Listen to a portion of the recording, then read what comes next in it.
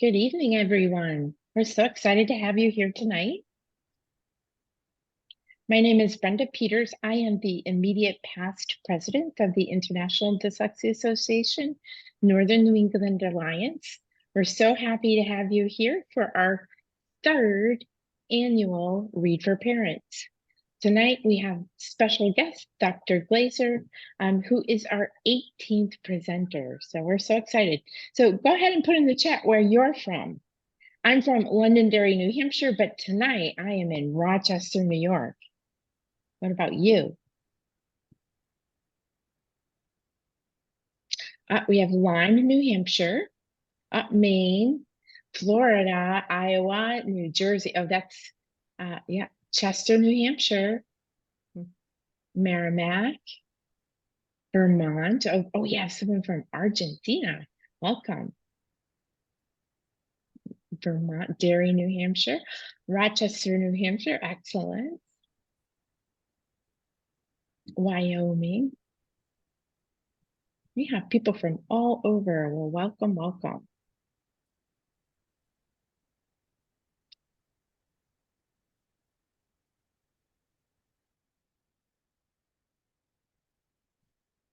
We have someone from Hamburg, New Jersey, California.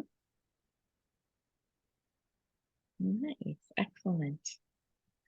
All right, well, thank you everyone for being here. We're going to go ahead and get started. Tonight we have our webinar, Morphology, with our special guest, Dr. Deb Glaser.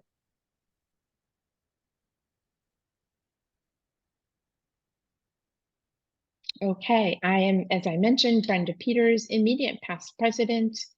Tonight we have Chris Riley. Give us a wave, Chris.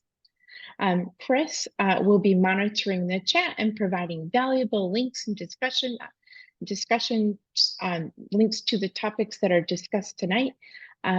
You can also add your questions into the chat as we go along. And if we have time, we'll stop throughout and maybe at the end as well to answer your questions. Generally, we allot 20 minutes at the end, but we'll see if we have that amount of time at the end. We want to note that certificates are not provided for these Read for Parent sessions. So just so you know that. You will have this as a video resource on our website where we have our 18 other Read for Parents will be available to you. There are many benefits to joining our branch of the International Dyslexia Association, Northern New England Alliance. We can provide with you connection to your community. The community we represent, Maine, New Hampshire, and Vermont. We can help you stay informed on what's going on in your states, as well as nationally and internationally. It's really important because right now there is so much going on in literacy. It is an exciting time to be a literacy leader. You can also get discounts and great deals and absolutely expand your professional network. So join our branch. There are lots of different membership types. We even have a free membership for people who are classroom teachers who have never been part of IDA or part of a branch.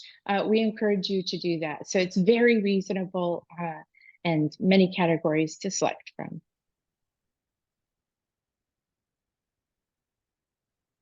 So we do a lot of different activities. We are a very active 17-member branch. We have our Read for Parents, which you're here now attending, which is every other month. So we have 6 a year. We have an ongoing Wilson collaboration, and it will be held again this year in October. We have our annual conference. It will be a virtual conference on the 26th and 7th. It is an amazing conference with amazing presenters. You'll get over at least 11 CEUs, and it will cost under $100. There are different packages available, and you'll have access until the end of the year to the content. and you'll get your CEUs.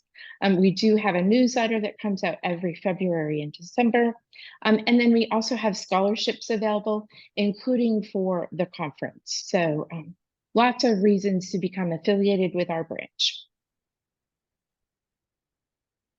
And now I would like to turn it over to Dr. Deb Glaser. We are so happy to have you here as our special guest for our third annual conference, so our webinar. Thank you, Dr. Glaser. Thank you, Brenda. During our little pre-session practice, this slide came up and I just said, well, that's a lot to read. Let me just do a brief introduction so we can get into morphology. I'm Dr. Deb Glaser, and I have been a teacher. I am a teacher, and foremost, and will always be a teacher. And my most meaningful experiences teaching have been working with the dedicated literacy leaders around in this country and around the world, as we all strive to build our knowledge about reading so that our instruction can be informed in all of our students, those who bring special challenges to learning to read and those who read easily, and that continuum all the way through, so we can reach and improve the lives of those individuals. Thank you all for being here tonight. I do get to speak about one of my most favorite topics, which is morphology.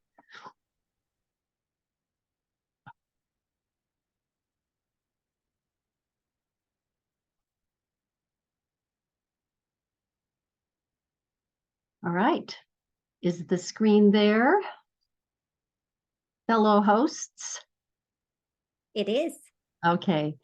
I titled our talk tonight, Morphology, It's a Game Changer, because it is. It changes the game of reading to a positive experience for many of our students for whom it is not a positive experience. And the love of words can grow and become a joy in your classrooms, in your homes, those of you who are parents. So it's a game changer in many, many ways, and that will be my focus. So in our time together tonight, first of all, we're going to define morphological awareness. This is the term researchers use in their research, and it is commonly misunderstood what morphological awareness means. So we'll talk about that. We're going to review the support for teaching morphology and creating the awareness of morphemes because it has a strong contribution to reading ability. I want to make sure that all of us are on the same page when we're talking about the terms and the meaning of morphological awareness. There is a development of that morphological knowledge that precedes and also supports the awareness development that we're going to look closely, explore a little more closely, learn some methods for teaching and developing morphological awareness. Those of you who are classroom teachers, that may be very informational for you and helpful for you, but also parents working with your students at home. I think there'll be some fun things I can share with you and helpful. And then for me, morphology, the joy is that interest and curiosity about words through morphology and etymology. Okay, so let's start by looking at this. Morphemes are mesmerizing, and I like to share this story. The term mesmerizing came about in the 1800s, so here's a little etymology about this word. And there was a doctor named Dr. Mesmer. And Dr. Mesmer would say to his patients, "Come to me and I will mesmerize you." He was the first hypnotist. So he took his name and added the suffix IZE, which means an act of being, or an act of being Mr. Mesmer or Dr. Mesmer here. And mesmerizing, of course, makes this a part of speech, which finds its place in the syntax of a sentence as being an adjective. So the morphology there and the etymology lends itself to some pretty sweet stories about words that we commonly use.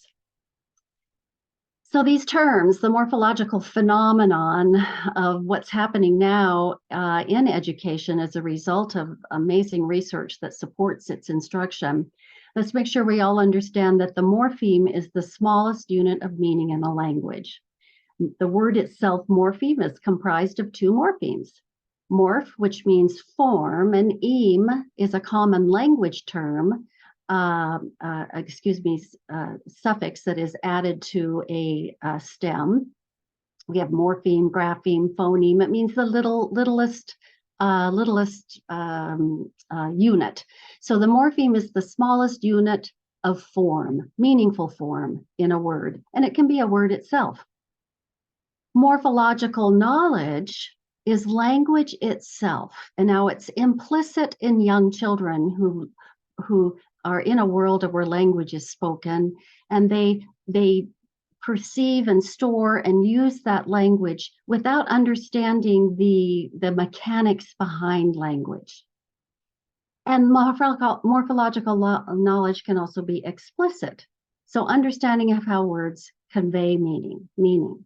So the morphological knowledge is language itself and how we use it, and knowing its place in a word's place in a sentence to create a syntactically correct sentence. Morphological awareness, then, is the ability to consciously consider and manipulate those morphemes, the smallest units of meaning in spoken and written language, including base and root words, the base of the word, the root, affixes, which are prefixes and suffixes, okay? So the awareness is that conscious ability to consider a word such as dyslexia, and know that dys means wrong or bad, lex means word, and IAA, the IA on the end makes it a noun. If we can consciously consider that those smallest units come together then to give us this meaningful word that we can use. Okay, so morphological knowledge and awareness are not just the morphemes in a word, their meanings, the words and their meanings. It is where those words fit within the sentences we use. So morphology also includes a very strong connection to the part of speech. Okay, and we'll get into that a little bit more. So the research is very strong. We know that the awareness of morphemes, that means I have to add an S to girl to make it plural when I'm talking about my group of friends. That's a very simplistic awareness level. But that morphological awareness uniquely predicts reading and writing skills, even when other linguistic awareness skills are considered. So it has its own unique contribution. And in some cases, it's the sole or strongest predictor for reading and spelling ability. We know it makes a powerful contribution to word reading abilities, and I'm going to convince you of that tonight. And it impacts reading comprehension positively. Of course, I can access the words and I can access them within a sentence I can read. That is all going to give me access to the information for comprehension. It improves spelling and written compositions, and it explains a pretty good percent of students' reading abilities as measured by literacy assessments. So the support is there for our own understanding of morphology, morphological knowledge and awareness, to build our own morphological awareness that we can bring into our instruction. This last comment on the slide here, though, it has a lot of meaning for us tonight, those of us who work with individuals with dyslexia, is that teaching morphological awareness positively impacts students' literacy skills when taught during intervention. In fact, good research supports bringing morphology into our small group instruction with our students who have dyslexia. So it has the potential to affect literacy skills in at least 3 ways: through word recognition, comprehension, and of course, once I can read, and I know I can read and understand, motivation becomes an element that's so critically important in emotional well-being. Morphological knowledge impacts decoding, spelling, vocabulary knowledge, and comprehension. It's kind of like the meat in the middle of that a diagram that has all the tentacles that are the outcome of literacy gains, and morphology is at the center. This particular issue of Perspectives, which is a 2017 issue, and there's a lot of research since 27 on morphological awareness, but this is a wonderful primer that if you can get your hands on this Perspectives issue, I highly recommend it. The reading is excellent, easy to access. Top researchers in the field have written this and presented this information for us. If you are a member of IDA, these perspectives are available on the IDA site. You can get the back issues, and I just highly recommend this as a wonderful resource. All right, spelling is morphophonemic. Ha. Say that to yourself, morphophonemic. The orthography of the language that children speak presents challenges, as we all know.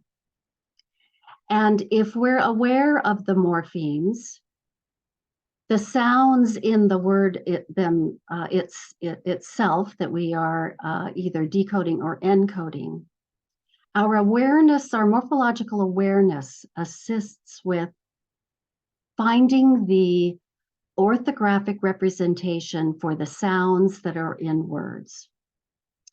So the morpheme connects spoken and written language. If we have the word box, spoken unit, that's one word, box. It could be spelled B-O-K-S if I'm a novice kindergarten student with really excellent phoneme awareness, and I connect single sounds to letters. But the spelling of box is B-O-X, and it always will be. The morpheme, that is a single morpheme, box. But if I have this word, socks, why isn't it spelled S-O-X? Because we have 2 morphemes there. We have a meaningful base, sock, and then we have a plural, socks. So the S on the end, the KS there, is appropriate spelling. So the morpheme connects the spoken and the written language. How we will spell words is dependent upon the morpheme and the phonemes. So the phonemes and morphemes may conflict. Here we have 3 words that all are common Anglo-Saxon bases. They are free bases, they can stand alone. And we have added inflectional suffix to each of these, the same one, and it's always spelled ED, past tense. But the phoneme for that morpheme is different in each of these. Sailed, tossed, and folded, right? And we know that that is, especially for our English learners, that's very, very tricky. But if I'm a speaker of the English language, I know how to pronounce these words in past tense.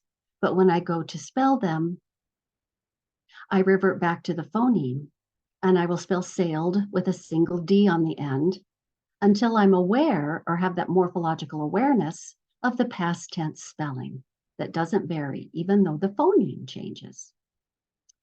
Phonemes define a word's place in a sentence and impact meaning. If I have dogs as a possessive, dogs bark, my dog's bark will scare the intruder.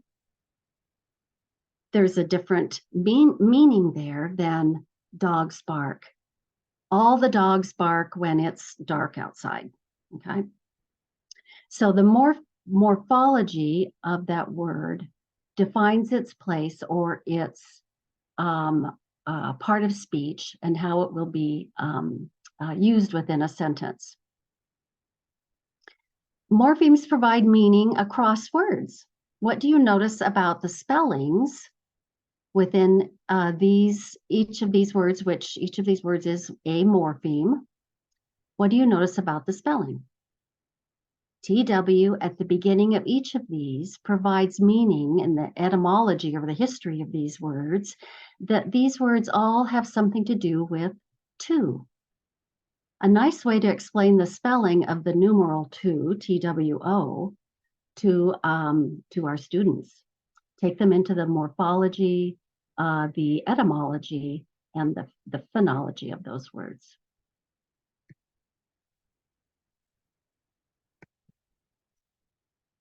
I'm trying to advance here.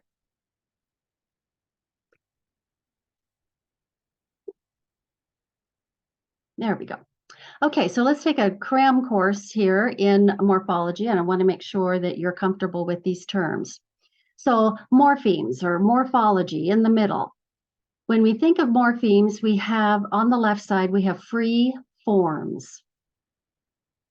Free forms can exist or are morphemes that can exist without being combined with other forms. They are single units of meaning. And if you look at the examples, you'll notice these are the most common words our young children first learn to speak, Anglo-Saxon terms for verbs and nouns, and functional words as well, which many of us consider the high frequency words, are free forms. Okay? And then we have bound forms, and the bound forms require the affixing of prefixes and suffixes, or are prefixes and suffixes themselves, inflections and derivations. Bound forms cannot function as words without being combined with other morphemes. Okay, so free forms and bound forms. Let's do a quick check on your own morphological knowledge here. So a morpheme is, you can say it to yourself, it's the smallest unit of meaning in a language, and it can be a single word itself. Bread, planet, elephant are examples of what kinds of morphemes? Free morphemes, right. Spect, odd, vers are examples of bound morphemes. They must be bound to other morphemes to create a unit, a word. Affixes are morphemes, true or false? True. And affixes are some of the first morphemes that children play with when they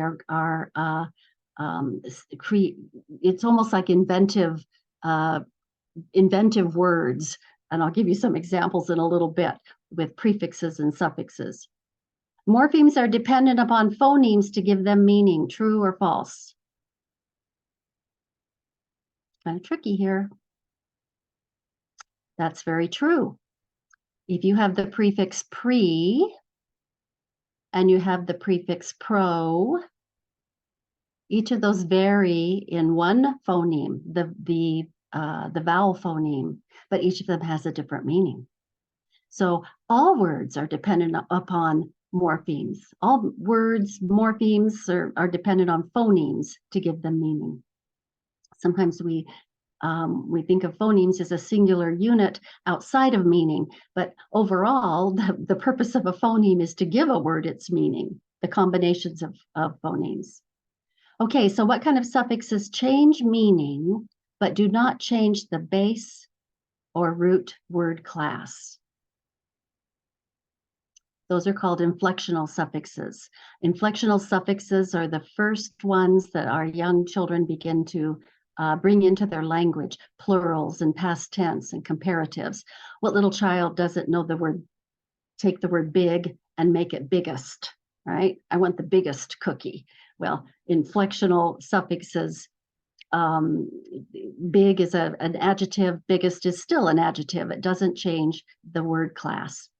So what is the morpheme? What are the morphemes then that do change the base root meaning and word class? Those are derivational. You have the word nation, you have a noun. You add AL to the end of nation, you have what word? National, and now you have an adjective. So that suffix AL on the end of nation changes the part of speech. The derivational morphemes are multiple, many of them, and we teach them over a long period of time, and children learn them over a long period of time. All right, so free morphemes, those are the base words that can stand alone, are function words, and compounds.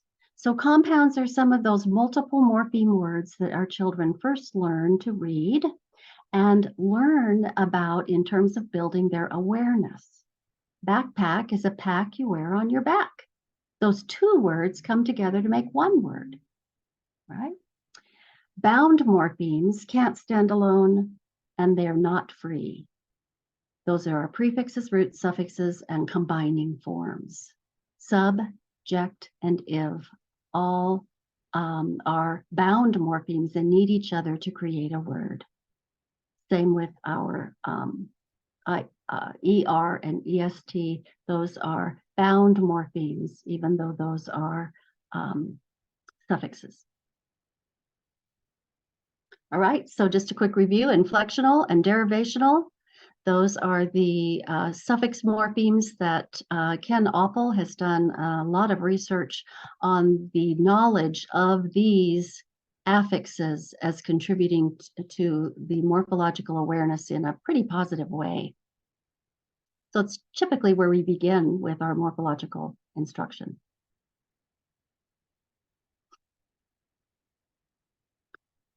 So the inflectional morphemes, here are the 8 suffixes, no change in part of speech, so these are inflectional. And the first 5 are the morphemes that are found in oral language by the age of 4. And all of these are in the 20 most common written suffixes. So this is a good place to start. And in a program that I created called Morphemes for Little Ones, this is where the lessons begin at an oral language level with our young students. And then once decoding begins, we bring these inflectional morphemes into our phonics instruction. Derivational morphemes, the ones that do change the part of speech. Sometimes they don't, but most times they do. There are more of them, and they're lower frequency. The knowledge of these develops later and takes a lot longer. Okay. Typically, our students are ready for the instruction in derivational morphemes and roots beginning in 4th grade. This instruction can start earlier, but typically children have had enough exposure to text and have read a significant amount of text that they are beginning to encounter more multisyllabic words that contain a variety of roots and derivational morphemes. So once those words are in the student's vocabulary, we can begin, and they're encountering them, we can begin building this into our morphological awareness instruction.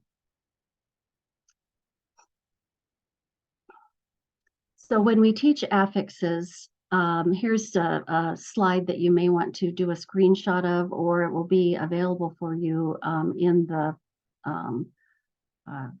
collection of presentations that are associated with this group. This is a recommendation from the researchers when children are beginning to decode multisyllabic words. But even before then, we can take them in 1st and 2nd grade, begin to add suffixes that create multisyllabic words, adding less to help and ly to quick. can begin visually to segment the and create that quick recognition of the base, and the once I have the morphological awareness of the affix that is affixed to my base, and begin to chunk those words, which leads to more fluent reading and stronger word recognition. So teaching those that do not require spelling changes, teaching those suffixes that tend to start with a consonant, and then by mid-second grade, teaching those spelling rules for adding those suffixes that do begin with a vowel. The change it, drop it, double it rules. And the roots and bases and stems. We've been talking about the affixes. Oh my, roots and bases and stems. Typically, and it depends on your foundation about morphology, if there's some morphology enthusiasts out there. I know Louisa Moats and Marcia Henry and I agree that the roots are the bound morphemes, typically Latin roots, and Greek are combining forms, also roots, and bases are those bound free morphemes that can stand alone, usually the Anglo-Saxon. And some prefer just to call them stems. But we can see right here that, and I was reminded by Margaret McCowan, who is a vocabulary researcher, that when we're working with morphology, you may be teaching prefixes and suffixes, but what is the part of the word that gives the word its meaning? And it is the root or the base, and if you want to call it the stem from which the word is built. So here's an example of the matrices from which we can build multiple words. Joe Torgerson told me once that there are 87,000 word families that can be built given the root, the base, and the affixes that can be affixed to that most carry the meaning part of the word. 87,000. And then think how visually attuned we are into a word when we automatically recognize these morphemes in a word and how quickly we're able to read them. So this is typically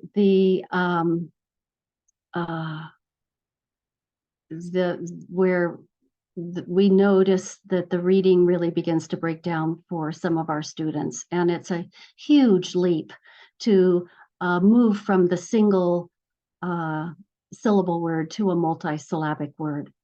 And bringing morphemes into that instruction is really important because we want students to build the instant recognition of the word forms, which are those bases and roots, to enable them to read these words quickly and efficiently.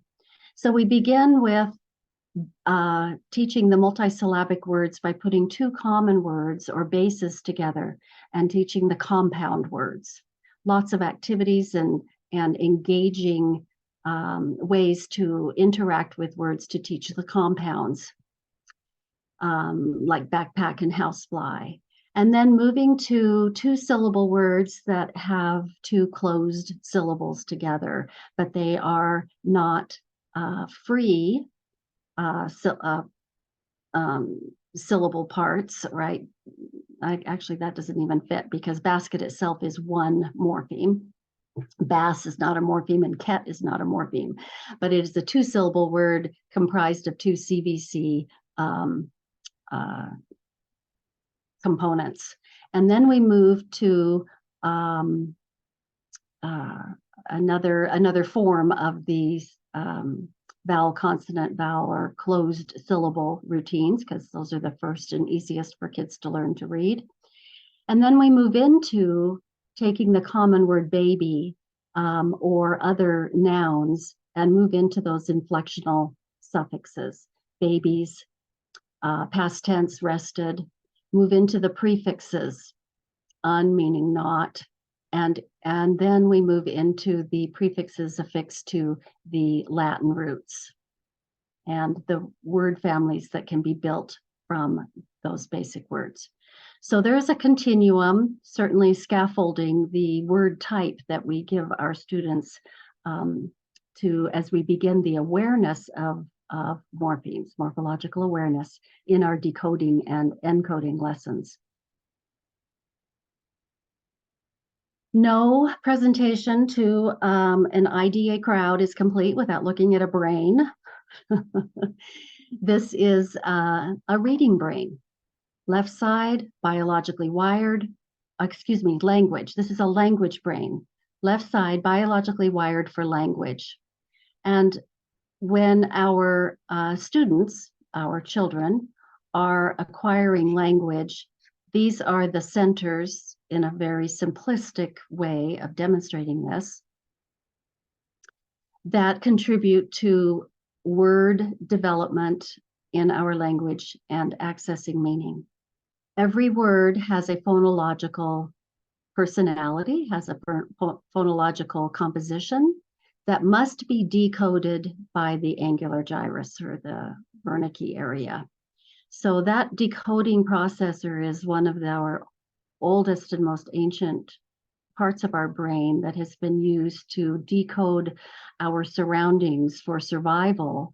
And in the language brain is decoding the sounds we hear and bringing meaning to that combination of phonemes. So all the words our young children are learning pass through these processing areas, and when those words are known, they're stored in the temporal lobe. So when we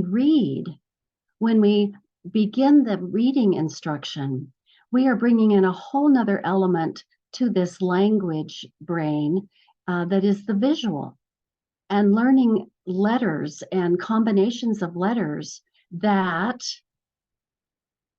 are connected to the phonemes in our language so that our angular gyrus can do its work to decode those phonemes to bring meaning or find that word or give that word meaning in the temporal lobe. When our students become morphologically aware of words, that orthographic processor in the occipital lobe, that word form area, as Sally Shaywitz always referred to it as, begins to form these unitized neurons for the recognition of strings of letters that we could call chunks, or those morphemes, or even the syllables that are interpreted quickly, accurately. They still pass through the phonological, the decoding to the meaning processor to find that word and access its meaning. Of course, the phonological the Broca and the angular gyrus Wernicke area are not as activated when we are a real efficient and fluent reader, but they are playing a very important role. Nonetheless, they're busy workers in there. So in our lessons, we want to give the child the opportunity to read the word, to decode it, to identify the word. So it may be single words, it may be the words embedded in sentences. But in the same lesson, are we giving our students, our children, the opportunity to spell or to encode, to produce the word? That requires hearing it or thinking the word and then passing almost through the opposite pathways that they use for decoding. We know from Virginia Berdinger's work, Todd Richards' work up at the University of Washington, that with a sample of dyslexic students, that by including both the decoding and the encoding in the same lesson, created a quicker wiring for the information so that recall at a later date, at a later time, was easier for these individuals. So if you don't take anything else away from this, if you're a parent at home and you have a list of words you've been asked to have your child practice. After they read them, do a little spelling or a little encoding with those words. And if you're in a classroom and you're working, read the words and then write the words. Do both. They're very supportive and reciprocal of each other in a lesson. It's really important that we take a look at the phases of word recognition development. This is Lene Airey's work. These are phases that are very consistent that children pass through. You may be very familiar with these, and I want to talk about them in terms of morphology and language development. In the pre-alphabetic phase, children do not have phoneme awareness. They are developing their language so that that language brain is going to be primed for the reading instruction they receive in letters and connecting those letters to phonemes, decoding and accessing meaning. If a little bee lands on a pre-alphabetic child's finger, they may know the word react. You may say, oh, I could see how you will react when that bee lands on your finger. It's scary, isn't it? How will you react? And the word react becomes a part of their spoken language. When that child enters into the partial alphabetic phase, they're starting to develop good phoneme awareness. The first sound, last sound they might have in place. They might be ability to identify the internal sounds. They hear the word react, and they might say it starts with r, e, and then they might say, I hear a t at the end. If you show them the orthographic word, they are unable to read this word, and they may try to sound it out, but they're not yet ready to read a complex word such as this. But in the full alphabetic phase, students are beginning to encounter a greater variety of words as they learn all of the phoneme-grapheme correspondences. When they see the word react at the early full alphabetic phase, they might say, I know EA in a word says E. This word is reeked. And until they have the morphological awareness in that they can bring to their reading of a word, which would require a strong word form for the base of this word, which is act, and have had experience with other words with re, like review or return, their instant ability to see that as a prefix and a base is going to come later in the full alphabetic phase. But they will reach that point in the full alphabetic phase, but they're also beginning to become consolidated readers, which means when I see a word now, I have quick, accurate recognition of syllables and morphemes to read words. So they will read this word react immediately. They will also recognize the word reaction, reactive, actor. Their ability to read words just multiplies by tens of thousands. The morphological awareness is what enables a consolidated reader to do this. The full alphabetic reader is developing the morphological awareness for those prefixes, mostly suffixes, the inflectional suffixes, and some derivational as well in their instruction, and running into those words in their reading more and more. All right. So those phases, we wouldn't want to bring Latin roots and prefixes and suffixes such as this into a partial or even an early full alphabetic phase into our instruction. That doesn't mean they're not going to run into these words in their reading because they're already in their language. All right? So these are overlapping waves. Lene Airey refers to them as waves that are overlapping as children go through the phases and maybe come back and go through. But once we're consolidated, we have a strong word form area for those bases, prefixes, and suffixes. Okay, here's a little excerpt from some amazing research by Charles Holm and Nash and Gooch and Lervig and Snolling, We know that learning about the written code is easier for students who know more about the sounds and meanings of the spoken words. That's really important because part of our morphological instruction is language itself. The spoken words they are learning to read. Okay, now I know about language itself. It's going to help me in my learn from your instruction. Individual student differences in knowledge of these characteristics. What are the characteristics of spoken language? Sounds and meanings of spoken words. Okay. If you are teaching a phoneme awareness program that has students working with identifying, segmenting, blending phonemes in words, but you don't bring any meaning into those words during those lessons, you're missing a very important piece of connecting what I know about the sounds of words to their meaning. So I suggest taking a word or two from those phoneme lessons. What would be a good word for your words for your children to add to their spoken language, or consider the meaning of a multi-meaning word perhaps, and bring that into those lessons. Even though phoneme awareness is your target outcome, you can bring meaning in, and that's creating some the basis for morphological awareness. All right, so English is morphophonological.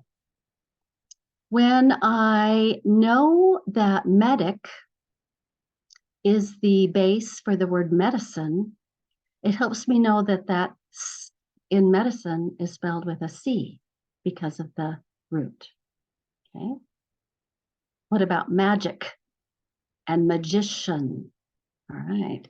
When the phonemes change, it helps to have some basis, and teachers, this is something you can point out to your students, parents. You can point these out to your children. But what is the base? What sound do you hear? We're going to spell it that way when we put this derivational suffix suffix on the end. The same with graph, spelled with a ph, is spelled with a, the phoneme is spelled with a ph because it's Greek. Hysterical, the I is spelled with a y. Any of those words where you hear the k spelled with ch, that's Greek. Christmas and school, even the word school, that k sound in school is from has its origin in Greek, and we spell it with a ch. And then that sh sound is spelled with a ch when it is French. Chateau and machine, for examples. And of course, if you've ever watched a spelling bee, you know the question they always ask, what is the language of origin? Because that gives them a nice clue about how to spell the sounds they hear in the words. It's always important to talk about assessment. In the backs are included in many reading inventories, which are on our reading teacher shelves everywhere. Look, in this particular lists are out of the Eckwall-Schenker in the 5th edition, giving a student the inflectional endings, prefixes, suffixes, compound words, affixes, and syllabication, just a list of words to read. How is the student, or how is the individual attacking the word? Are they recognizing the base or the root easily, and the prefixes and suffixes? Are they still in the full alphabetic and trying to read the words by sounding them out instead of recognizing and chunking those parts? That can give you some very good information about where the student is with their morphological awareness and bringing it to their decoding. You can look at their writing samples. And this is a first grader. And we see some really wonderful examples of the application of morphology from their spoken language. The orthographic representation hasn't been learned yet, but we've got some real good examples of a the comparative, bigger, and I sleep in my grandma's, the possessive, and bunk bed. She might have run out of room there, but it looks like a really nice compound word to me. So there's some very nice language expression here, and we'll want to watch as with instruction the improvement there of that orthographic component. And here's a 5th grade student. This student has had some struggles with reading, and it shows quite a way with how this child addresses the common words like until. I was alone until, in the 5th line down there. But the one, and the spelling of saw, the orthographic representation of those words, this child is still very focused on the phoneme in the word, and has not moved to the morphophonemic stage of their encoding. But this particular word, noticed here, the student is very strong in connecting the phoneme to a grapheme rather than the morpheme, the morpheme of the word. So when I see this kind of a spelling error, I will point out to the student the word is noticed. And in the word noticed, you're going to find the word note, N-O-T-E. So when you write noticed, you're going to have N-O-T, right? N-O-T, and then add your ending I-C-E, drop the E, add I-C-E, and then, of course, this student got the ED spelled right, even though she heard it. She's on her way. She's getting she definitely has the past tense in place. Okay, lots of work here, but just to fine-tune your interpretation of the student's spelling, that can give you an idea of how well the base and the prefixes and suffixes are finding a solid place in the morphological awareness. This is a 3rd grader's report that she wrote, and we have actually and probably here. And once again, actually is missing a base, right? Pointing out to that student that we have the base, what? Act, right? And say the word the way you will spell it has some good support in the research. Actual, actual. And that our mouth makes that kind of sound whenever you have a TU together, nature, actual. And the same with probably. I even just now said it the way she spelled it. So say it probably, probable, probably. Say it that way. Let's say it that way. Let's break down the syllables. Let's put it all together. Probable and probably. All right, so when we're teaching morphological awareness, let's bring in those elements of language that we know will ultimately take that word into the temporal lobe. We know that the phonology is critically important. So when we teach vocabulary, let's first start with the phonological. If you're my students, I would say, or I'm teaching it at home, reviewing a lesson, I would say, well, your vocabulary word is produce. What's the word? And have them say it, produce. Let's read the word, produce. Let's take it apart into its meaningful parts. Pro means forward, deuce means to lead. Produce means to lead forward. It means to make or create or generate. If you're bringing something into existence, you're making something, you are right. You produce it. You're producing it. Produce. And always use a word in context because it demonstrates the word part of speech. And also Charles Perfetti's work helps us understand that we never know how an author will use a word, and we have to flex with its meaning. So the consistency of a word is its pronunciation and its spelling, but the meaning we have to flex with and vary. It will vary. So we will put it in some sentences here. I will produce a new painting. What did you do? You created one. You made it. You generated it. The factory will produce lots of pollution. What did the factory make? Pollution. Did it create it and generate it? Bring it into existence? It did. Produce. Will you produce a project to win the science fair? Will you make one, generate it, bring it into existence? Produce. Of course, that is the verb form. There is a noun form. I bought my produce at the Saturday market. That's the noun form of the word. You could talk about how the phonemes change in that word.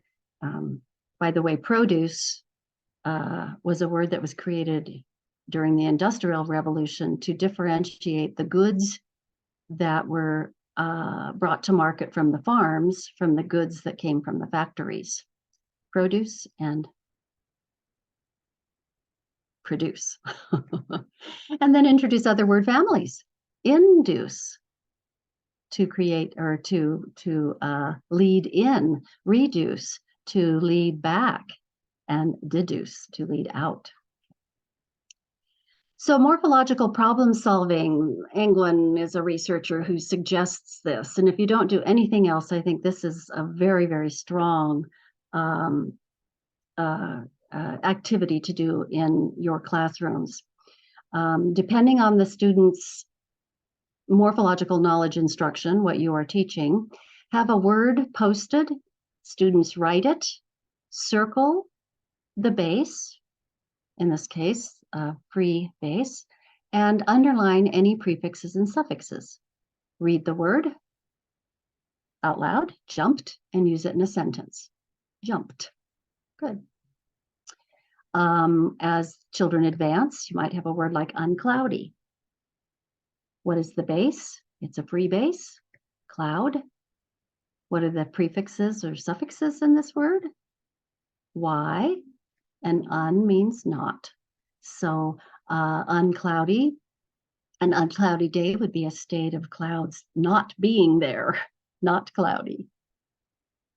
And then when we get into the Latin prefix roots, a word like indent, maybe you're teaching dent and all of the words that can be made. Dent means tooth. So circle the root, the stem of the word, and underline the prefix. And in this case, it means in. In can also mean not. So indent is to create a little bite in something. We typically think of indent as the indenting at the front of a paragraph. So taking a little bite out of the first sentence and starting it a little bit further from the margin is indenting. I use this as an example in a training once, and the teachers came back for the next training. She said, I went to the dentist and got several of those little cheap toothbrushes. All my kids got a little toothbrush, and they would hold the bristles at the beginning of where they were going to indent. So they took a little bite out of the front of their paragraph. Very clever, very, very clever. I depend on clever people like that to help me come up with some fun ideas and ways to really engage children in this morphology. The affixes is where the schwa will happen. And when I have phonological awareness, I also then orthographically, when I see words such as these, I don't have to stop or I'm writing words such as these, or I'm reading these words. I don't have to stop and think about how to spell IVE in creative, because IVE is in so many words: active, creative, extensive, those words. It's always spelled IVE, even though it sounds like of. Ago, So many words, mostly Anglo-Saxon, ago, around, against. If you have two, if you have like at the beginning of assent, where you have two S's there, though, that indicates that AS is actually a prefix now. And the prefix is add, but it changes to AS when it affixes to a root that starts with an S, right? Tremendous, he's going to be OUS for the spelling, and we say us. That's an adjective marker. Tremendous actually means full of trembling. Okay, trembling, you're tremendous, and so on. I won't go through each of these, but you recognize each of these prefixes and suffixes is very common. And the more reading our children do, and they run across these words and have to write these words then as well, that morpheme becomes unitized, that morphophonological element of for spelling and reading. It's important, especially for our English learners, to be very explicit about the shift. Here we have the word remedy. What is the vowel sound in our root, which means health, H-E-A-L-T-H, health. It's a short E sound, right? Remedy. But in this word, the vowel sound changes to a long vowel sound, but it's still the same morpheme, which means health. So remedy, remediate. How does the sound change? Have your children put it into words. It's a short vowel sound in remedy. It's a long vowel sound E in remediate. The accent is on the focused totally on the root there. Yeah, the syllabication is interesting too on those, isn't it? Remedy. You have a closed syllable in remedy. Remediate, and then how does the spelling change? The Y changes to an I, and we add ATE to make it a verb. We have reduce. What's the vowel sound in our root? Ooh, reduce. How does it change in this one? Another word form, reduction. Reduce is the verb, reduction is the noun. And how does the vowel sound change? How does the spelling of the base or the root change? Yeah, we add a T to it because ION is a syllable. ION is the, TION is the syllable, ION is the morpheme, which means a state of leading back, reduction. So if you would like to do this, you may just with yourself confer. Fer means to bear or yield, con means with. So yielding with, when you confer, that's not a very transparent in its meaning. But if you have a conference, then you have the noun form of conferring. When you go to a conference, which there's an IDA conference this week, the national conference, and there are a lot of researchers and educators conferring at the conference. How does the vowel sound change? How does the spelling change? This is my favorite, syllable spelling, and take it to morpheme spelling, okay? If you have the word manuscript, because you're teaching or reading about the printing press, the invention of the printing press. Manuscript is one of the vocabulary words. What are the syllables? Dot and say the syllables. Man, you, script. Manuscript. Let's spell each syllable. Man, you, script. Right, manuscript. That's the spelling of it. Now, manuscript, what are the morphemes in manuscript? I'm going to tell you because it's not real evident. Manu means hand. But you know what script means? Writing. So manuscript is something that's written by hand. It is a noun, manuscript.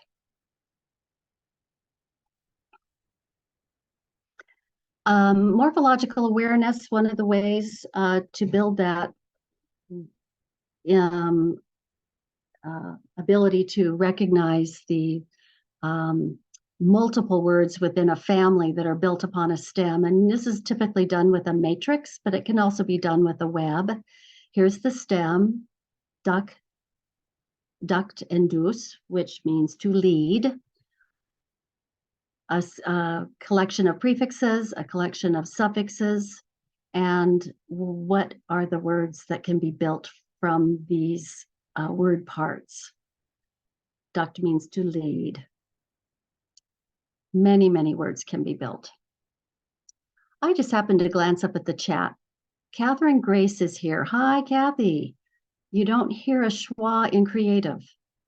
Well, it's not the accented part of the word, creative, and it does drop down. Now, I know this happens a lot with many of the words when we're determining whether there's a schwa or not.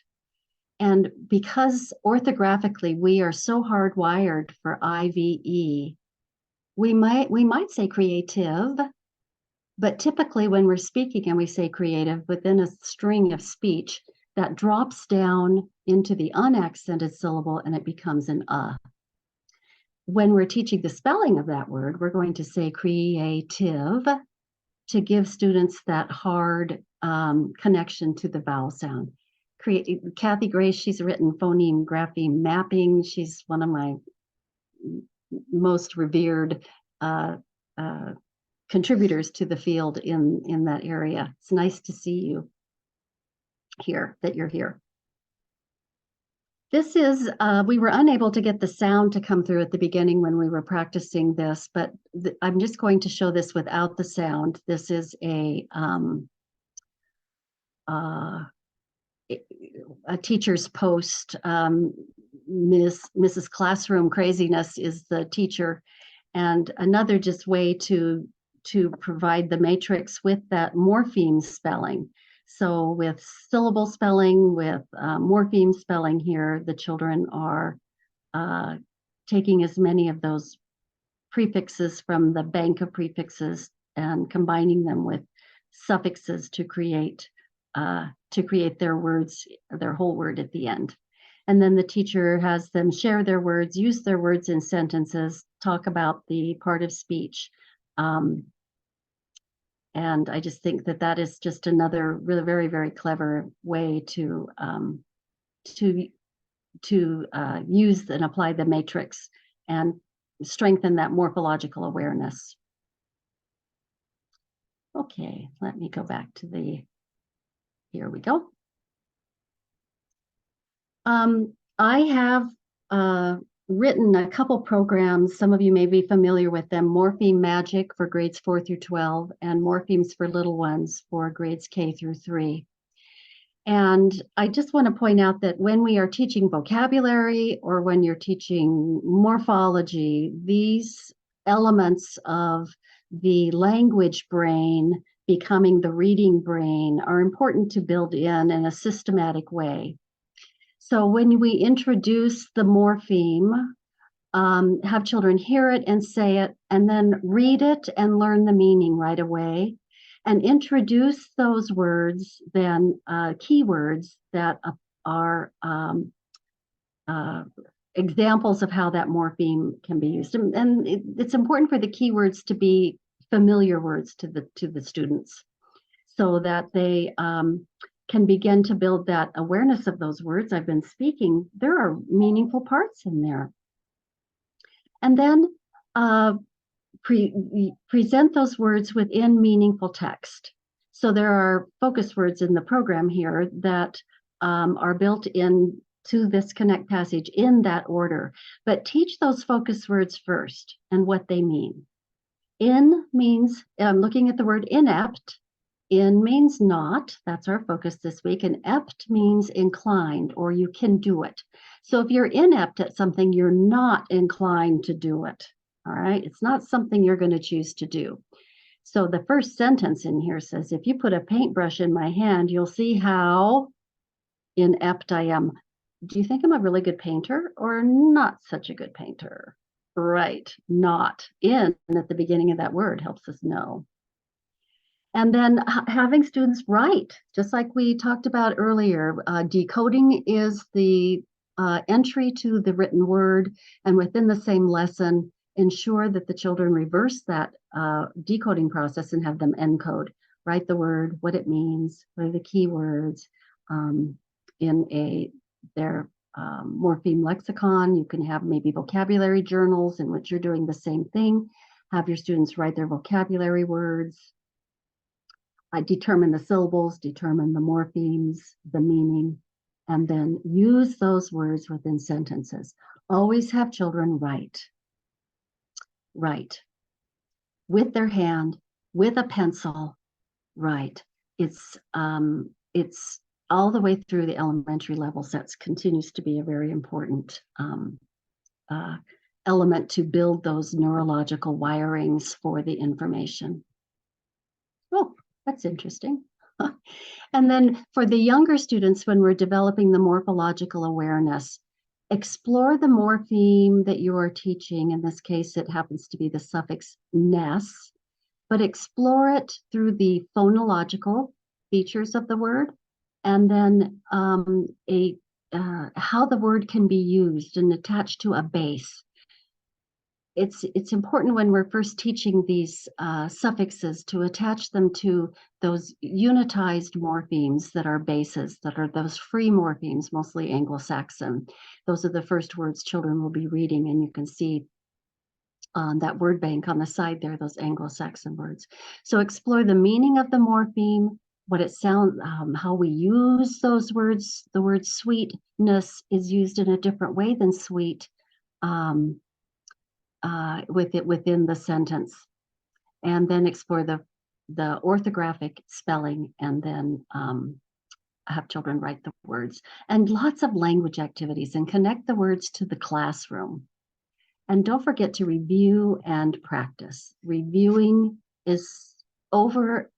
One lesson's not going to do it. So coming back to the morphemes that you have taught and connecting them to more and more bases and roots. If you're a classroom teacher, you might want to have a class lexicographer. A lex means word, and graph means write, and ER is a person who. So person who writes words is a lexicographer, but you can have a class job lexicographer. So when children question words, or when you question the meaning of a word, for instance, the word indulge, is in a prefix? I don't recognize dulge as being a base. I don't recognize it as being a root. Let's look it up. Class lexicographer, look it up for us in ETYM online, etymology online. And your lexicographer finds it comes directly from the Latin word indulgere. So when you indulge in morphology, you'll learn a lot. Okay, indulge. What about matrix? We're making a matrix in math today. What is the meaning of that word? Its history? What can we learn about that word? Well, in the late 14th century, that word was first used, noted it was a word for uterus or womb from the Old French. Meant womb. Oh, and from Latin, earlier, it meant a pregnant animal. Or even within a more current time, a mold in which something is cast or shaped. So we are creating a mold, and we're casting all of our math information or morphology information into this matrix. Interesting. So one 5th grade teacher told me that the job for class lexicographer became so popular that she initiated a task that her students had to write a persuasive paragraph to persuade her as to why they should be the class lexicographer. Do these simple matching games, match the morphemes with their meanings, and add this to your spelling routines. So do you have any bases or roots in your vocabulary or in your spelling to which a variety of affixes can be affixed. Be creative in expanding the basic words in your decoding lesson by introducing prefixes and suffixes. Here are some helpful morpheme websites. That's my dog. I hope you can't hear him. And resources that you may find helpful. And this will be available in the PowerPoint for you, or you can take a screenshot of it. And then the morphological problem to solve. If I were to put this up on the screen, how would you solve this problem? I bet your orthographic processor saw the word fun, recognized it immediately, right? And how did you read this word? You probably read it funambulist, right? Because you know other words that end in ist, and you know words that have ambule in them. You just know that from all of your experience reading. But this is what I know. So a funambulist. Let me see if I can use my little pen here. We here the morphemes are actually fune,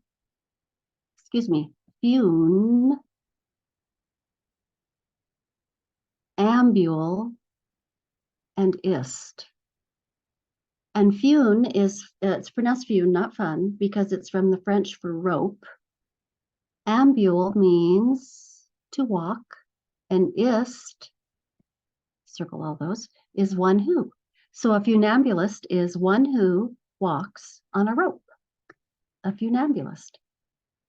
Yeah. Etymology and morphology is that knowledge. As that knowledge grows, it's a door to the world of the most incredible knowledge you will ever have, which are words. And we are blessed as a species to have this as a gift to us. And I appreciate your time here tonight. And thank you for attending this webinar. And I hope you learned a little something new about morphology and maybe have some questions about morphology too. But I encourage you to keep in touch with me. I love receiving comments and email and questions from people. And go forth into the world of morphology and explore and have a lot of fun with your children, with your students around morphology. Thank you so, so much. You're starting to see lots of thank yous. This was just so informative and so helpful. It's just a few questions because I think everyone is a little bit overwhelmed, as well as like, okay, what can I do? Because I know in my head, I'm like, okay, I have to tutor next week, but I have a new idea what I'm going to start with when I make my plans this weekend. One of our questions though was how to imbue morphology into that phonemic awareness underlying foundation that we're all working with our students, especially early learners who are still working on that concept of phonemic awareness. How do you put the two together? Well, one of my suggestions might just be the phoneme awareness. I don't know what phase of word recognition the children are in, but if you, for example, if you have a spelling word and you're priming the students for your phonics lesson, and the spelling word or the phonics element you're working on is the unitized OLD, the welded sound, I think, in Wilson, but it's also O, L, D. Okay, those are the phonemes. So the word is fold. Say the word. Tap the sounds. O, L, D. What's the word? Fold. Show me what it would look like if you fold your hands together. What did you just do? Folded, didn't you? I changed fold. I put a ed at the end of fold. Fold your hands together. Say fold. Yeah. Now unfold your hands. What did I just do to fold? I put an un on the beginning, not. So there's a way, fold, I can decode it nice, I can read fold, but look what happens if you maybe add the ed, make it past tense in your spoken language, and unfold, ed. Now you've got a morpheme word. and what sounds to hear at the beginning. You could, and then create the orthography of it. That might be one way when you're working on the phonemes and connecting them into graphemes. Yeah. And if it's just a phoneme lesson only, say the word chase, what's the word? Chase. Nice. The dog will chase the cat. Yeah, just a quick little sentence frame. They have to put that word in a sentence that connects it to meaning immediately. Great. And what do you recommend in terms of like teaching phonology, not phonology, excuse me, for morphology? Are you expecting, or are you thinking that we should teach it in like every content area? So like if we were teaching like, you know, advanced math or physics, or like, should it all be sort of imbued throughout everything? Phonology or morphology? Morphology, I apologize. Yeah. Morphology. You know, you don't want to overdo anything, but seize the moment when it's a question comes up or you're questioning a word. Any vocabulary you're teaching has a morphological component to it. And I would definitely, you know, just quickly, without belaboring it, you can talk about, oh, there's a word that has the prefix "un." What did it mean? Not, right? You know, real quickly bring it into a lesson. All right. Well, we just had a more recent question too, which is if we work with students at the upper elementary 4th through 6th grade who decode on that 1st or 3rd grade reading level, could you introduce those derivational morphemes if they're learning those vocabulary words in their regular ed setting or their classroom setting? Oh, absolutely. Yes. We don't want to waste their 4th and 5th grades. Those are words that hopefully they're building into their spoken language, and creating the awareness through the oral language precedes that awareness for the orthography, and then eventually the two happen together. But yeah, you don't wait. No, especially if it's in their vocabulary. I neglected to tell you a darling story of my 3-year-old grandson. He was eating some crackers, those little oyster crackers. Those of you who are from Massachusetts, you know all about that, on the soup. And he ate all the crackers off the top, and then he said, "Nana, I uncrackered my soup." Mm-hmm.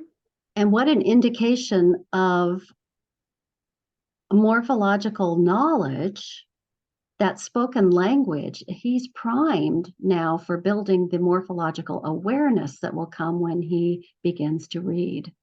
Yeah. It's great. Yeah, So children experiment with language like that, and it's pretty fun. And grandmas like you just love Oh, it. oh yeah, I do. It is pretty fun. Oh, It is mesmerizing. it is. Oh, I'm so glad you came back to that. That's great. I just found my mouse. I wrote that one down because, you know, I think it can be a hook to get a kid to become interested because it's fascinating. So I love those hooks. Thank you. I will be sharing that for sure. I did have a question on like your morphine for little ones and morphine magic. How are those like whole lessons? How would you integrate that into a curriculum? What are your recommendations? Oh, that's such a good question, and it's one I get all the time. Each lesson is meant to last a week. So a teacher can Okay. spend just a few minutes a day. And the Morphemes for Littles, I have it written and recommend to teachers that they incorporate it into their phonics lessons. Mm-hmm. So using the word bank in their lesson for the week, their phonics lesson for the week. Mm-hmm. What are the nouns that you can demonstrate and use to make plural? What are the verbs that could become past tense?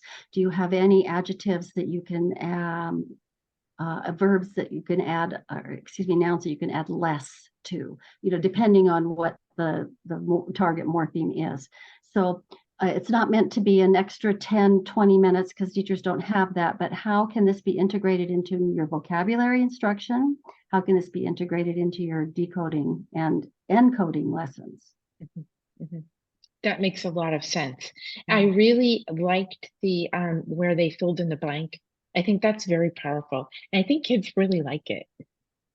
So I liked Yeah, that part and of the program. yeah, and I wrote those stories so that they would have an attraction to intermediate, middle school, you know, Excellent. and using that morpheme magic, those lessons in secondary dyslexic readers. There's cards. There are these morpheme cards that I created that a teacher shared with me that she took them home, and every night at dinner, thank goodness the family was eating dinner together. That was the first place. She would pull one out, and her son, who had dyslexia in high school, was in high school, would go over one of those cards with him, and he loved them. And the cards have photos to demonstrate the terms, a word bank, little fun etymology stories about the word, words that are derived from the morpheme, and little tips for spelling, those kinds of that kind of information. So all across the gamut, from kindergartners who have morphological awareness of their spoken language, morphological knowledge and production of a language are set up to be and primed to be to learn from their reading instruction. Excellent. Thank you. Well, thank you so much for being our guest today for our third season. We are so fortunate to have you today. I just want to remind everyone that our annual conference is coming up. It will be on the 26th and 27th. It is virtual. If you can't attend all of the sessions, don't worry, because you will be able to access the recorded session until the end of the year. And if you do get to attend them all, you can re-attend them and watch them again, because sometimes I do that too. And you do get CEUs for this. So check out our conference, and I'm sure Chris has thrown this in the chat many times. So thank you everyone for being with us tonight. Thank you, Dr. Glaser. And next time for our, we will be looking at developmental language disorders, and I'm not even going to try the names. So, so thank you, everyone. Thank you very much for inviting me. It was a pleasure. Nice to meet you all. Great meeting you. Nice to meet you.